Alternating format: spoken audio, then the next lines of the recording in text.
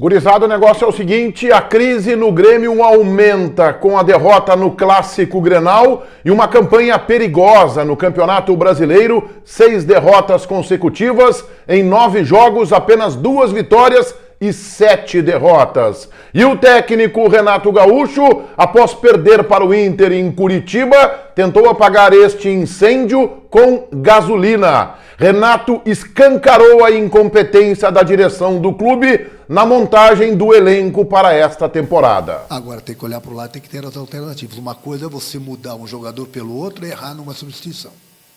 Outra coisa é você não ter alternativas.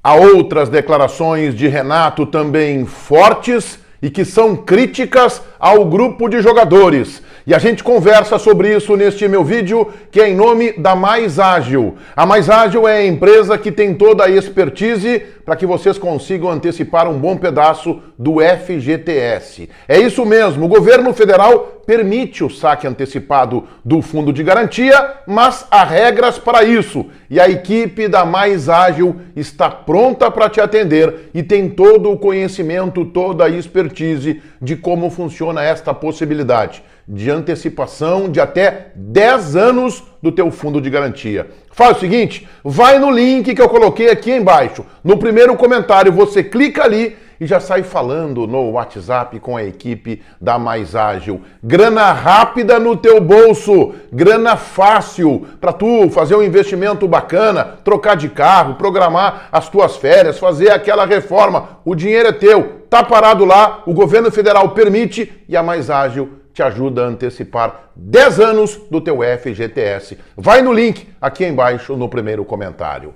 Em nome de Mais Ágil, o link no primeiro comentário, eu rodo a vinheta. E a seguir a gente fala na crise do Grêmio que se agrava e Renato aumenta este incêndio.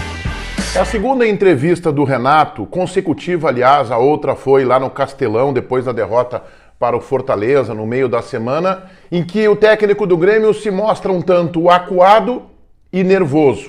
E nessa, no Couto Pereira, após perder para o Inter, é o terceiro clássico consecutivo que Renato perde para Eduardo Cudê, ele também deu os sinais de estar desistente.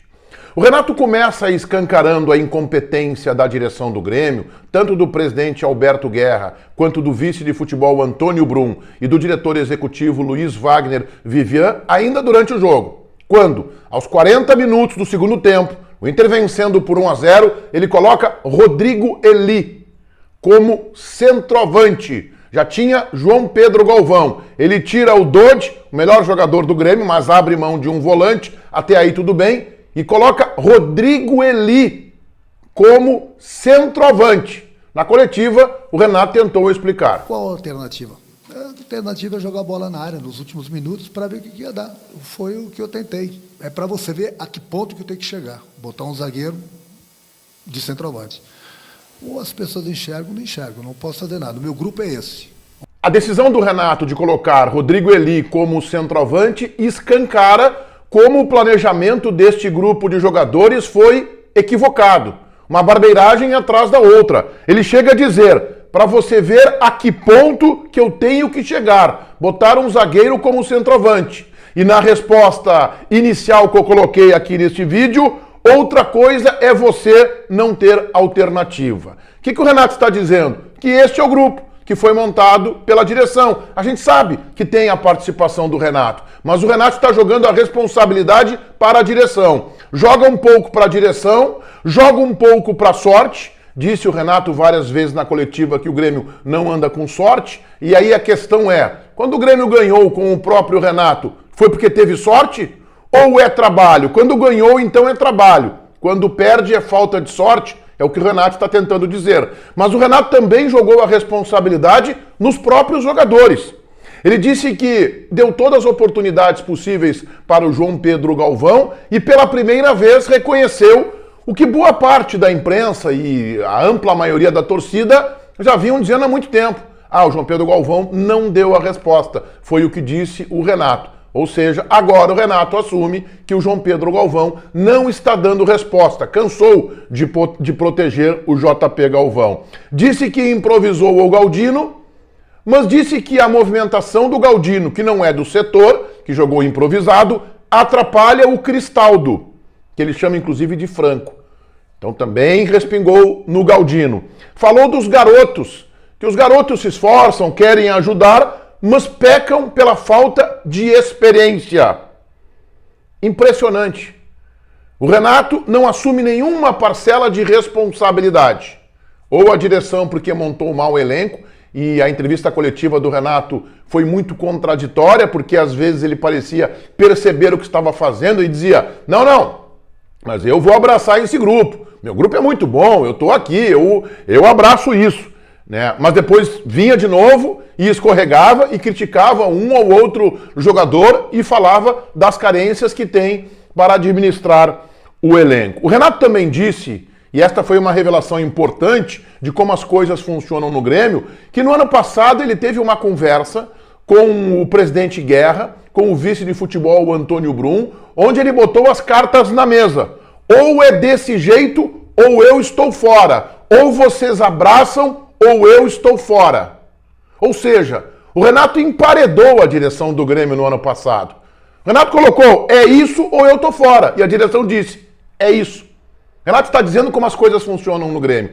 Ele dá as cartas e ele empareda a direção. Pois o Renato fez uma comparação equivocada do desempenho do Grêmio no ano passado com o deste ano. Dizendo, o ano passado também, vocês estavam dizendo que estava muito ruim e o Grêmio foi vice-campeão brasileiro. Em determinado momento da entrevista, nervoso, acuado, ele chegou a dizer que o Grêmio foi campeão.